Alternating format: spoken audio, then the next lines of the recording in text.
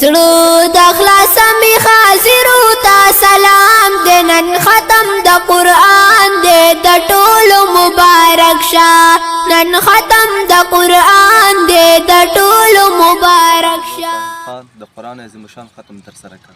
بسم الله الرحمن الرحیم. نن ناظره باندې د قاری صاحب سیل زمان مدرسه کې مانن په ناظره باندې قرآن مجید ختم. ساحل افغان د قرآن عظیم شان ختم تر سره کړ. اوس خلکو ته څه پیغام لري؟ ټول مسلمانانو ته زما دا پیغام دی چې خپل اولادونو د قرآن عظیم شان ختم کړي. زما زوی دی او زه د الله نه ډېر راضي یم چې د قرآن عظیم شان ختم وکړي. جزاک الله. اعوذ بالله من الشیطان الرجیم. بسم الله الرحمن الرحیم. السلام علیکم ورحمۃ اللہ وبرکاتہ. قدرمند لیدونکو په دې هیله چې تاسې روغ جوړ اوسئ او د خوښیو څخه ډک ژوند ولرئ. الحمدلله ثم الحمدلله.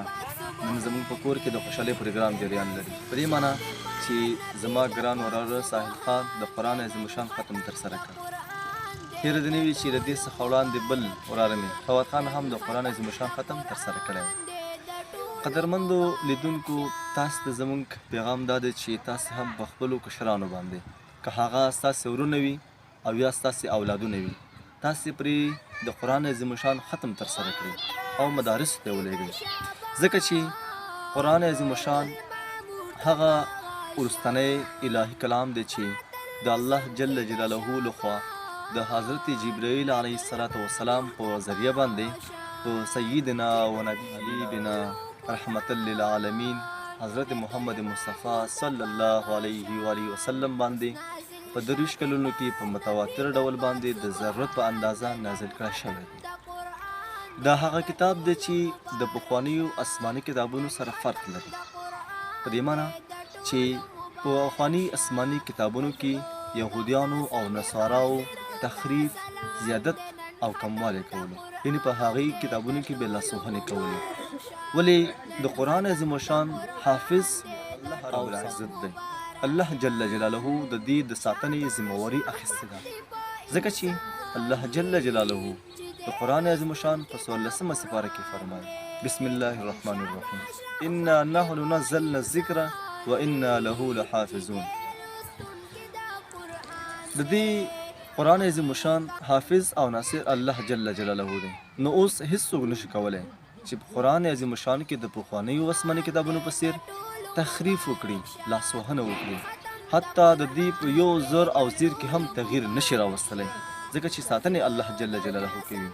ولې پخوانیو کتابونو کې به یهودو او نصاراو ډېرې لاسوهنې کولې. قدرمندو مسلمانانو ورونو قرآن عظیم شان چیلنج دی د ټولو کفارو لپاره، د هغه چا لپاره چې منکرین دي، قرآن عظیم شان نه مني او ایمان پرې نه لري ځکه الله رب العزت په قرآن عظیم شان کې فرمایي بسم الله الرحمن الرحیم وإن كنتم في ريب مما نزلنا على عبدنا فأتوا بسورة من مثله وادعوا شهداءكم من دون الله إن كنتم صادقين.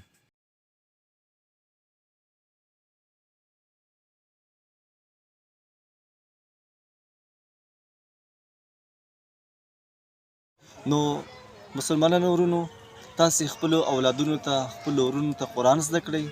قرآن به هغوی ته هر څه ور زده کړي. په دې هیله او امید چې زموږ نننی ویډیو د قرآن عظیم شان د ختم په باره کې ستاسې د خوښې وړ ګرځېدلی وي. تر بیا د الله په امان یوه نړۍ مننه د افغانستان د ابادۍ په هیله. والسلام علیکم ورحمت الله وبرکاتہ.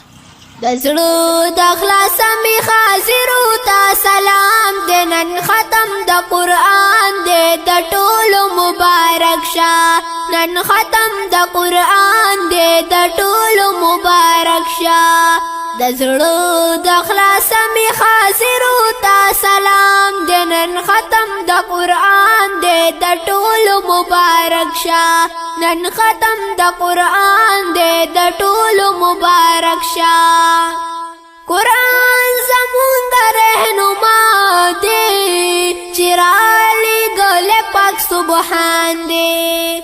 قرآن زمون د رهنما دی چې رالیږل پاک سبحان دی. بیا نازل شوی په نبی پاک سبحان دے نن ختم دا قرآن دے دا ټول مبارک شا نن ختم دا قرآن دے دا ټول مبارک شا پاتل رسم کی دا شابان بیت المعمور تبا غاشان پاتل رسم کی دا شابان بیت المعمور تبا غاشان جبرائیل راوڑلو قرآن بیت المعمور تبا غاشان اس نازل شاوے پا نبی دا پاک سبحان دے نن ختم دا قرآن دے دا ټول مبارک شا نن ختم دا قرآن دے